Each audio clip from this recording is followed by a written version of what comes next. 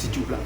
Sebenarnya aku nak cerita ni buka lampu, tapi nak rasakan suasana seram tu, so aku tutup lampu. So aku pasang satu lampu warna merah dekat bawah ni. Tak adalah merah, macam kuning sikit. Dia punya penutup lampu tu warna merah, so nampak merah-merah sikit. Dapatlah, harap korang dapatlah dia punya aura keseraman tu. Cerita dia bermula macam ni. Pada waktu malam, time tu aku SEM 3, aku belajar dekat Politeknik Perlis. So Politeknik Perlis tu korang biasa dengar dekat State Production kan, ada Politeknik Perlis kan.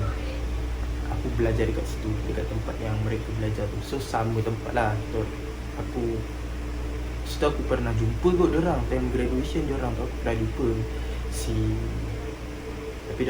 aku pernah jumpa siapa nama dia, Farhan tak tahu, aku pernah jumpa dia. Tak, itu cerita lain. Nanti jom kita balik pada cerita aku. Okay, time tu aku SEM 3. Aku dengan roommate aku ni, bilik dia 2 orang. Bilik dia kecil, macam nak kata bilik untuk seorang. Time dekat rumah sewa tu besar dia lebih kurang. Tapi dalam tu ada 2 katil. Dan bilik tu memang untuk 2 orang, single bed. Time tu aku dengan kawan aku ni, classmate aku lah. Aku dengan classmate aku, dia orang Kedah dan aku orang Selangor. So bila ada cuti, kalau time tu cuti dia pendek, macam seminggu ataupun 3-4 hari, aku takkan balik. Melainkan cuti tu macam cuti mid-sem, balik. Kebetulan nak dijadikan cerita, time tu cuti raya Aidiladha tu, dalam 3-4 hari tu aku tak balik. Lepas tu kawan aku ni dia nak balik, sebab yelah Perlis dan Kedah tu bukan jauh pun. Time tu aku dengan classmate aku ni duduk satu tempat. Lepas tu macam berbual sebelum dia balik. Lepas tu dia kata aku, kau tak apa ke duduk seorang kan? Lepas tu aku cakap, tak apa, boleh. Aku dari SEM 1 dan SEM 2 aku duduk seorang, okey je, tak ada apa. Tak lah, tak sunyi pun. Lepas tu kawan kata, okey lah, kalau macam tu duduklah elok kan, jaga diri, dia kata. Lepas tu biasalah lelaki okay, gerak dulu, salam sini, tutup pintu. Lepas tu malam tu orang dah start berkurang tau. Sebab ya mostly yang duduk kat Perlis tu ramai yang duduk dekat. Ada yang duduk Perak pun ada, tapi diorang balik petang tu kalau esok dah tak ada kelas. So malam tu dah start berkurang orang tu. Orang-orang dah pelajar-pelajar dah start berkurang. Malam tu aku macam biasa pergi kafe, turun bawah, beli makanan, bantu makanan bilik kan. Hari tu tak ada apa-apa. Hari kedua tu tak silap aku, time aku mandi. Ada waktu ketika aku mandi, aku keluar dari bilik, kunci pintu. Lepas tu aku pergi mandi. Aku pergi mandi dekat yelah bilik aku ni. Dia ada sini, ada selipuk bentuk L. So bilik aku dekat sini dan tandas tu dekat sini. So aku nak keluar sikit, dia berjalan lah, tak jauh pun bilik air tu. So aku masuk bilik air. Masuk bilik air, time tu dalam pukul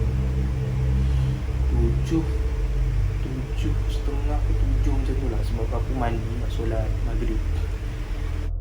Lepas tu aku baru teringatnya orang tu kata kalau time maghrib ni jangan keluar rumah, bahaya. Masalah dia, bilik aku dengan bilik air asing. Aku terpaksalah keluar daripada bilik tu kalau aku nak mandi, sebab nak ambil uduk tu semua senang. Time tu memang sunyi, aras tu memang sunyi. Lepas tu aku pun mandi macam biasa, sebab adalah beberapa orang yang mandi juga dalam tu. Aku pasti dia itu orang sebab ada suara. Aku sure lah tu orang. Ada aku nak pergi hintai pula kan, check orang. So memang orang mandi. So aku macam, oh tak adalah sunyi sangat, ada orang. Ada 3 orang mandi. So aku mandi sekali. Aku mandi. Yang 2 orang tadi tu dah keluar. Dan aku dengar lah tapak kaki dia orang keluar. Dah habis mandi, tutup air semua dia orang keluar. Time aku tengah mandi tu, tiba-tiba blackout. Cicak. Bunyi cicak. Sel cicak. Lepas tu, time tu aku tengah shampoo. Then tiba-tiba blackout. Aku salah, kenapa lah? Tak ada lagi aku kat sini. Aku fikir, tengok gelap. Aku tu bawa phone. Dalam mandi pun aku bawa phone. Yang tu phone aku je. Main pun tak garis air. Lepas tu aku pun decide macam kena basuh rambut, basuh mana yang ada. Aku buka pintu. Dan time tu aku tak salah, badan aku macam tak cuci habis lagi lah. Tak, ni lagi adalah sabun-sabun sikit. Tapi aku cuci tangan aku. Dan pergi check dekat ibu aku. Check ibu aku dekat satu blok. Setiap blok ada 3, wing A dan wing B. Wing B, aku duduk wing B. So wing B tu aku check, ibu aku dia jatuh. So bila jatuh tu dia naikkan. So lepas tu aku sambunglah mandi. Tiba-tiba aku pun sambung mandi. Dan blackout juga. Lepas tu aku cakap siapa kacau aku kan. Lepas tu aku pun jerit lah, weh, tak payahlah ni janganlah main-main kan, suruh letek. Aku cakap kuat-kuat. Aku tengah mandi je, buka balik. Tiba-tiba benda tu buka. Selalunya kalau ikut logik lah, kalau orang nak kacau pun, diorang takkan, pengalaman aku sendirilah, pelajar dekat aras aku tu kan, aku dah lama duduk daripada SEM 1, SEM 2. Kat blok tu kalau diorang nak kacau orang mandi pun, diorang akan tutup Swiss lampu tau, Swiss lampu tandas. And aku mandi bilik air tu dekat dengan Swiss, dekat dengan Swiss, dekat jalan pintu. And ada pintu bilik air sebelah dia. Kalau orang jalan tu aku dengar. So tak pelik kalau nak katakan orang yang tutup nak usir. Mesti aku dengar tapak kaki dan dengar bunyi Swiss tu buka tutup kan. Time tu aku tak dengar. So sebab tu aku pelik. And kalau nak kata ada orang lalu dekat, nak pergi dekat ibu api tu tengah dengan wing tu, aku tak dengar lah. Mungkin luar batas aku lah, nak dengar sebab air hujan lagi kan. Air pancutan air tu kuat. So aku tak dapat dengar. Dan tu memang aku rasa macam ada benda tak kena. Okay, mungkin korang rasa tak seram lah. Dia macam biasa kan. Alah, mungkin orang kacau.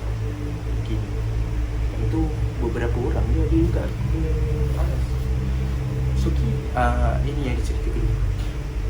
Cerita kedua ni bermula macam ni. Aku dengan tentu aku SEM 5, baru lagi SEM 5. Tentu dah hujung-hujung SEM. Aku dengan roommate aku, kita orang macam malam tu baru balik daripada cafe nak makan. Kita dah makan-makan, baru sembang. Esoknya macam cuti. So macam ada cuti, tentu adalah kita orang kena buat vlog ke apa. So kita orang bincang lah malam tu, ada vlog kan, schedule tugas yang suruh buat vlog. So adalah sedikit discussion antara aku dengan roommate aku. Kemudian malam tu tak silap aku, tengah malam kot, kita orang lapar, dua-dua lapar. Tentu nak makan Maggi. Okay, so buatlah Maggi. Aku pun ambil lah, kita panaskan bilik air. Tiba-tiba aku dengar orang mandi. Aku pun basuh je lah kita tu, isi air macam biasa. Tiba-tiba aku dengar orang nyanyi. Sebab yelah, budak-budak situ kadang kalau aku pun mandi, bosan-bosan aku nyanyi juga kan, karaoke jamban. Tapi masalah dia, Aku tengok semua pintu terbuka. Pintu semua terbuka. Aku tengok. Dan suara tu kuat. Dan tu aku pergilah dalam tandas tu. Dalam tandas macam aku cerita tu, masuk belah sini ada 4 pintu, belah sini ada 4 pintu. 4 pintu jamban, 4 pintu bilang. Aku lalulah satu-satu aku cek. Satu, dua, tiga, ada 4 tapi intai sikit dia. Sikit intai macam tu. Terbuka je. Semua pintu terbuka. Siapa yang nyanyi? Siapa yang nyanyi? Dan aku perlahan-lahan undurkan kaki, undur. Aku jalan dengan cepat pergi ke bilik aku. Dalam 20 langkah macam tu, bilik aku dengan tandas. Aku buka pintu cepat-cepat, aku masuk bilik. Aku cakap dengan suami aku, tadi aku dengar diorang nyanyi dalam bilik air. Tapi masalah dia, pintu semua terbuka. Kawan aku pun cakap, ish, tak ada lah. Oh ya you, perasaan kau tu. Dan aku pun cakap dengan dia, ish, aku tu pun meremang lah. Tak cakap kau bicara lah. Aku dah takut lah. Aku tentu macam rasa, yalah takut kan. Macam gemetar lah, macam meremang, bulu roma semua meremang. Kawan aku pergi cek, dia cek pun tak ada. Dia sangat dia. Dia kata, mana ada orang nyanyi kat dalam bilik air? Kau tipu. Lepas tu aku dah macam pelik lah sebab kalau orang atas pasang radio masa mandi, pasang lagu ke apa, takkan aku dengar satu. Ada sebab tandas tu kalau orang yang memang bergema dalam tu, kalau naik sampai yang atas mandi pun, kalau bunyi ke bawah mesti slow. Aku dah start cuak dari tu. Malam tu aku dah tak sedap juga. Lepas tu nak tidur. Ini seram. Tapi tu kawan aku dah tidur. Dan tu kawan orang kata sebelah-sebelah. Dia tentu dia dah tidur 2-3 pagi. So tentu 2-3 pagi tu esok aku pun message lah, main WhatsApp, message dengan OTP. Tak silap aku kan tu OTP. Dan tu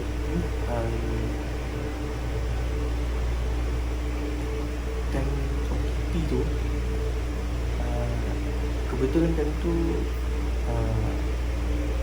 ex aku dia dah tidur. And on call tentu pun tak dengar apa-apa. Tiba-tiba apa tu, aku dengar pintu diketuk.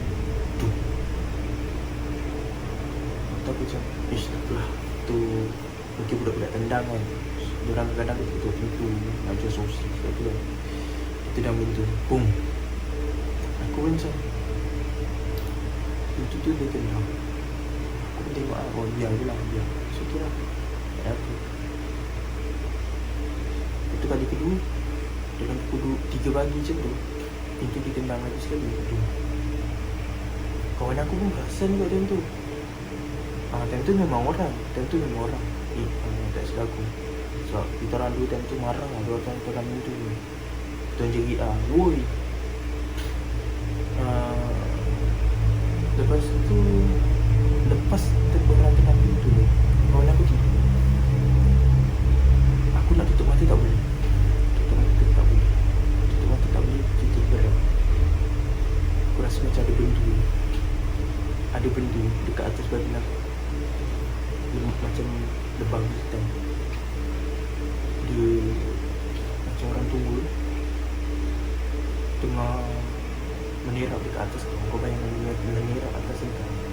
Tentu kepala aku diselubungi selimut. Aku diselubungi selimut. Kau rasa macam kena tindih. Siapa pernah kena tindih kat sini? Jangan cakap lelaki tak pernah kena tindih. Aku pernah kena tindih. Yang tu lah Yang nenek ni macam dibaring kat atas aku. Tangan aku macam ni, baring dekat sini. Kepala aku dengan selimut. Aku dah gerak tak boleh. Aku dah gerak sepuas-puas hati aku. Dia cakap, kaku. Badan macam ni kan boleh gerak lagi kan? Sini boleh gerak kan? Ni tak boleh bro. Dia tak gerak baik. Aku gerak. Dia macam batu. Tangan kau ni macam kena sinin. Kau nak gerak tak boleh. Kau nak jerit pun tak. Rahang kau tak boleh buka. Kau nak baca pun tak boleh.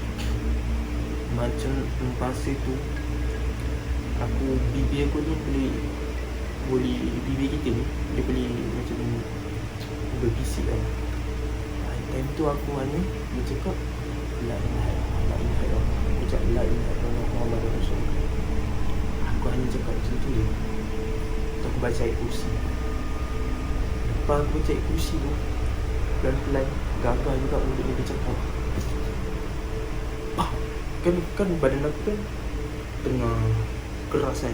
Aku paksa gerak kan. Macam-macam tu aku orang paksa gerak. Terpusing.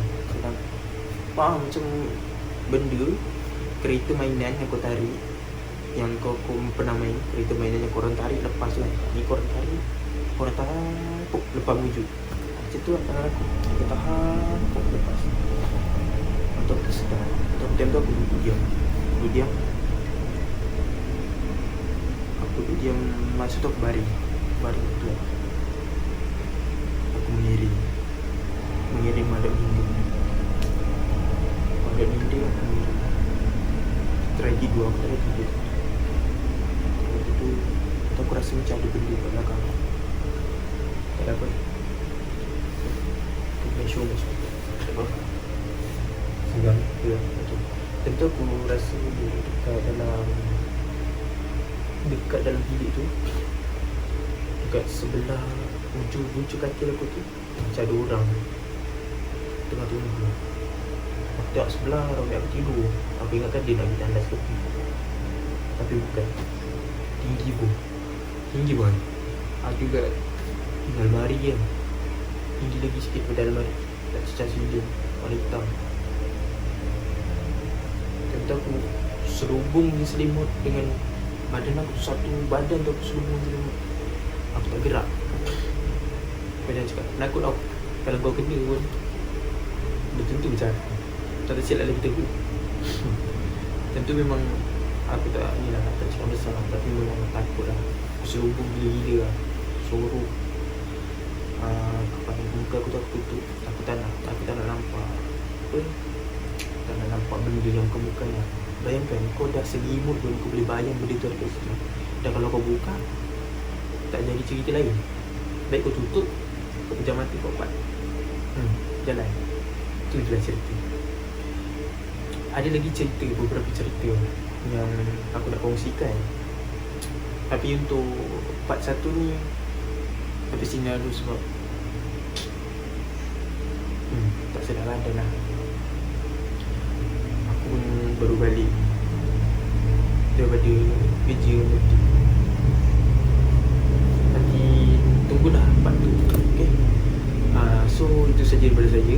Jangan lupa tunggu. Maaf kalau ada kekurangan.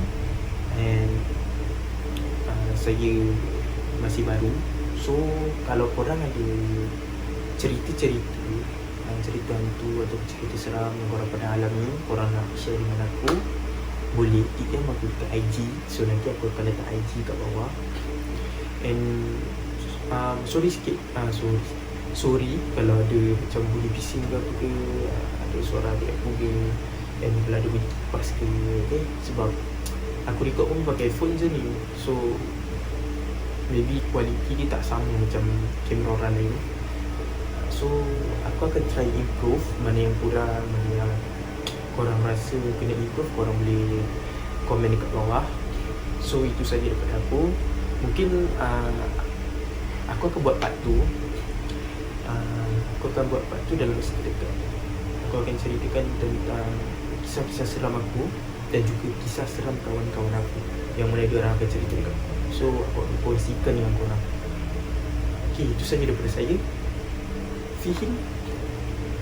Let's go check it out.